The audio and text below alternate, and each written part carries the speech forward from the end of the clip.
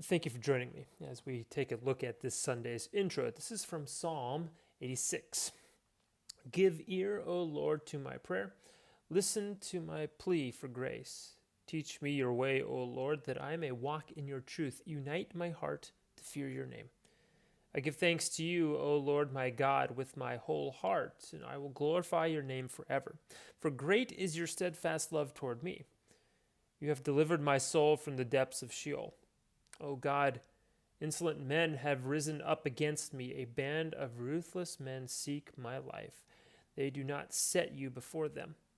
But you, O God, are a God merciful and gracious, slow to anger, and abounding in steadfast love and faithfulness.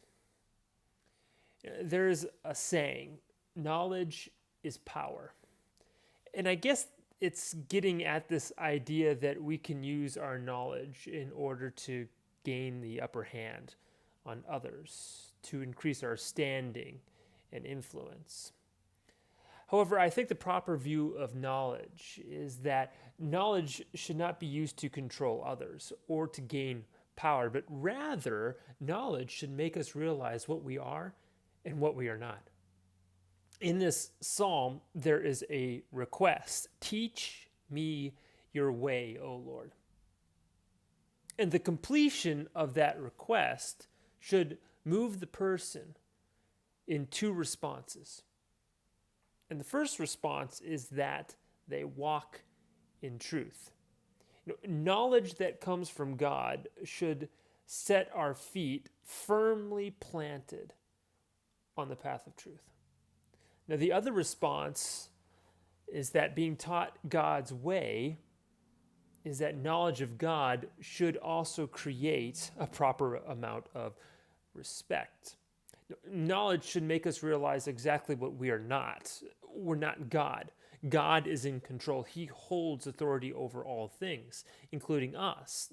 That's what it gets at when it talks about fear of God. Not being afraid of him, but rather respecting him for who he is. However, there has always been this tension with knowledge. Adam and Eve got in trouble when they ate of the fruit of the tree of the knowledge of good and evil. Knowledge, or the belief of the lack thereof, can be a barrier. I've been told numerous times from people that they don't read the Bible because they don't know enough.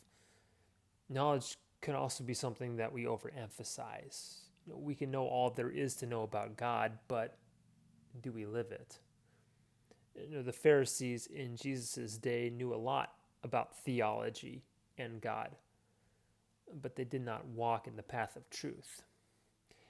Being taught about God should lead us to desire to be on the path that he has laid out before us. And knowledge and teaching will change the way we interact with God. And I don't know if you know people who no longer eat hot dogs because they learned exactly what is in a hot dog. Knowledge about something will shape the way we interact with that thing. I had classes in college about movies and film, and after learning about some things in that entertainment medium, it changed the way in which I watch movies. Gaining understanding in a hobby can make us appreciate that craft more than before. Gaining knowledge should have a positive effect on us, not making us conceited or puff us up with pride. And when the knowledge that we are gaining is the knowledge of God, it should not push us away from him, but draw us closer to him. It should increase our respect for him. It should make us realize that God has the authority and is in control. It should remind us that we are created. We are creatures. God is the creator. He wants us to know him. He wants us to learn from him. He wants us to walk in his grace. And when we do that, we learn that he has given us great things. He has given us forgiveness of sins. He has given us citizenship. He has given us an inheritance that we do not deserve. He has given us eternal life. And that is a lesson that we should all want to learn. Thank you for joining me.